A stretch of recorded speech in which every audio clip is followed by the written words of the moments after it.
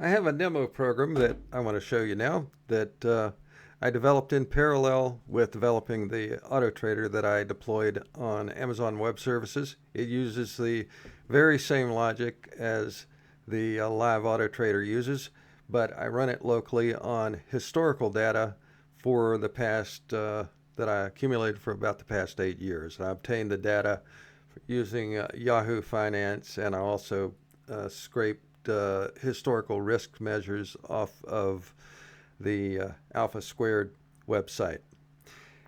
And the main difference between this program and the live auto trader is the live auto trader uses real-time data and runs every hour, and this only has daily data, so it simulates the same algorithm as if it were running daily. There's no use to run it hourly because the data doesn't change except once per day.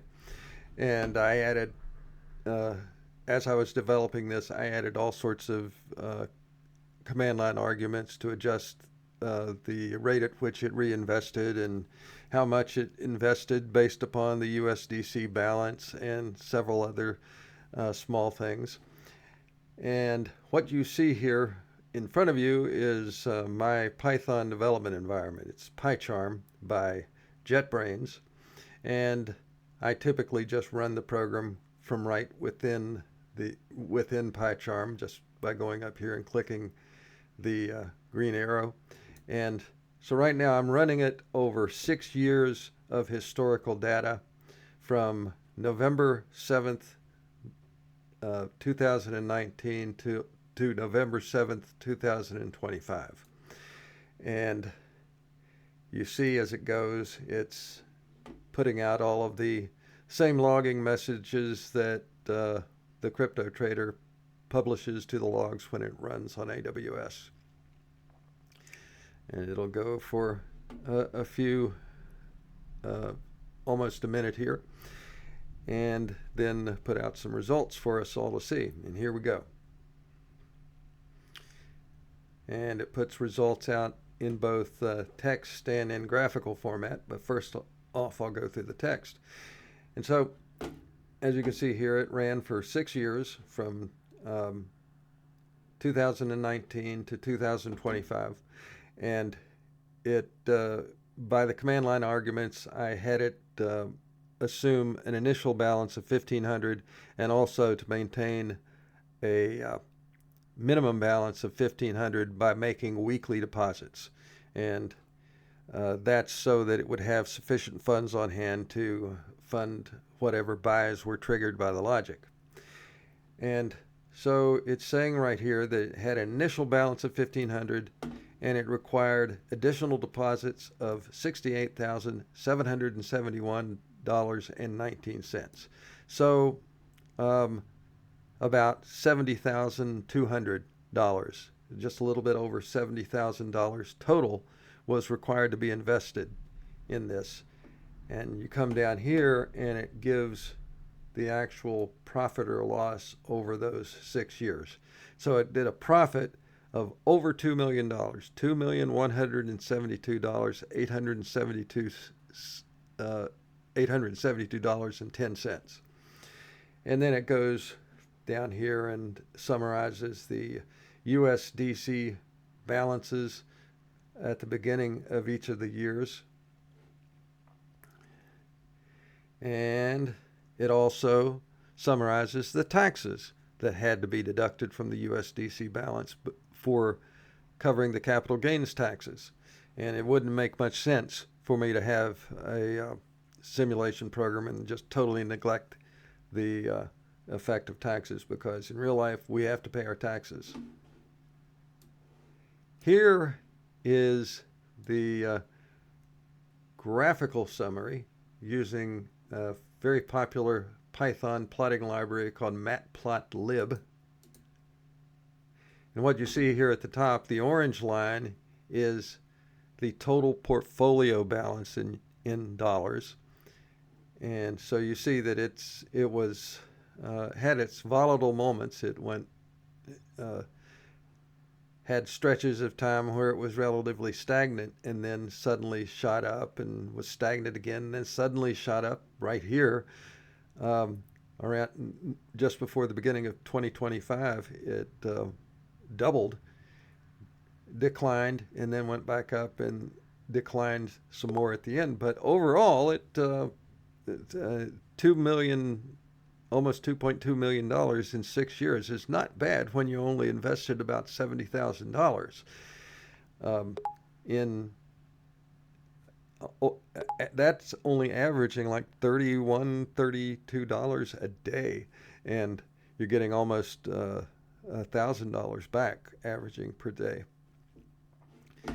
And what you see here in the blue line, that's the USDC balance. That USDC is a stable coin pegged to the US dollar, and that's what it uses as its pot of funds for making the cryptocurrency investments. These red triangles are sell indicators.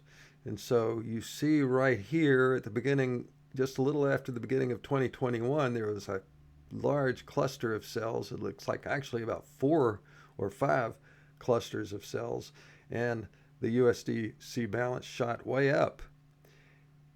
At the beginning of 2022, there's a step down from having to pay over $250,000 in capital gains taxes. And then there's a big decline over more than a year.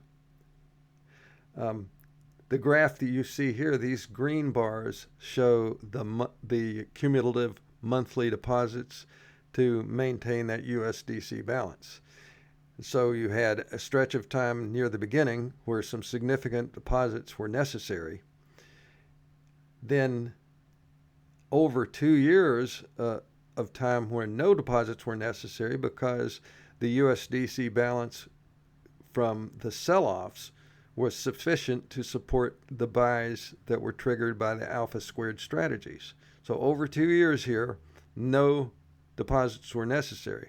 But then the funds ran out, and in 2023, for a few months, it looks like 7 or 8 months, deposits were necessary again to maintain that balance. And the largest deposits were about over $5,000 or about $5,000 per month in October of 2023. And then after November 2023, clear to the end of the simulation, no deposits were necessary at all. And these graphs below are for the individual cryptocurrencies. And this simulation assumed it was investing in 7, Cardano, Bitcoin, Polkadot, Ethereum, Chainlink, Solana, and Ripple, XRP. And so I was quite impressed by this. And when I started running these simulations, I thought about the psychology of the investor, what the psychology would be over time watching these things take place.